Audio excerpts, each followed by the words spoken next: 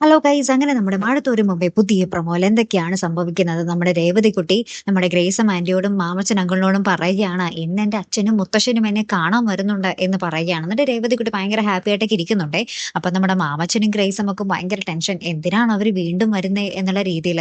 അപ്പൊ നമ്മുടെ അങ്കിൾ ആന്റിയോനോട് പറയുന്നുണ്ടേ, ഇനി അവര് വിട്ട് രേവതിക്കുട്ടിനെ വേണോന്ന് പറഞ്ഞാൽ തന്നെ നമ്മൾ വിട്ടു കൊടുക്കുവോ, നീ എന്തിനിങ്ങനെ പേടിക്കുന്നേ എന്നൊക്കെ പറഞ്ഞിട്ട് നിൽക്കുന്നുണ്ടേ. പിന്നെ നമ്മുടെ അച്ഛനെ കാണുമ്പോൾ തന്നെ നമ്മുടെ രേവതിക്കുട്ടി ഓടിപ്പോയി കെട്ടിപ്പിടിക്കുന്നൊക്കെ ഉണ്ട്. അങ്ങനെ ഭയങ്കര ഹാപ്പി ആയിട്ടൊക്കെ നിൽക്കുന്നു. ലാസ്റ്റ് നമ്മുടെ മുത്തശ്ശൻ പറയുന്നുണ്ട്, നിങ്ങൾ ഇപ്പൊ തന്നെ തരികയാണെങ്കിൽ ഞങ്ങൾ ഇപ്പൊ തന്നെ കൊണ്ടുപോയിക്കൊള്ളാം എന്നൊരു വാക്ക് ആ പ്രൊമോയിൽ കാണിക്കുന്നുണ്ട്. ഇനി നമ്മുടെ രേവതിക്കുട്ടിയുടെ കാര്യമാണോ അല്ലെങ്കിൽ വേറെ എന്തെങ്കിലും ആണോ എന്നുള്ളത് നമുക്ക് കണ്ടു തന്നെ അറിയണം കേട്ടോ. അങ്ങനെയാണെങ്കിൽ എന്തൊരു സങ്കടമായിരിക്കുമല്ലോ നമ്മുടെ ആന്റിക്കും അങ്കിളിനും ഒക്കെ, അല്ലെ കൂട്ടുകാരെ. നമ്മുടെ രേവതിക്കുട്ടി പോയ പിന്നെ അവരുടെ കാര്യമൊക്കെ തീർന്നു. അപ്പുറത്താണെങ്കിൽ നമ്മുടെ വൈജയന്തി തിരികെ വരുന്ന ആ ഒരു കാര്യത്തിൽ തീരുമാനം എടുക്കുകയാണ് നമ്മുടെ ശിവശങ്കരനും നമ്മുടെ ഗംഗേട്ടനും മനുവും കൂടെ.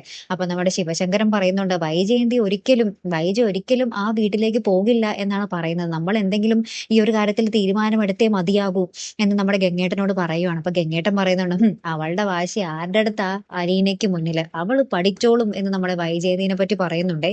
പിന്നെ നമ്മുടെ വൈജയന്തി നമ്മുടെ വീട്ടിൽ വന്ന് കാലുകുത്തുന്ന ദൃശ്യങ്ങൾ നമുക്ക് കാണുവാൻ സാധിക്കുന്നുണ്ടേ.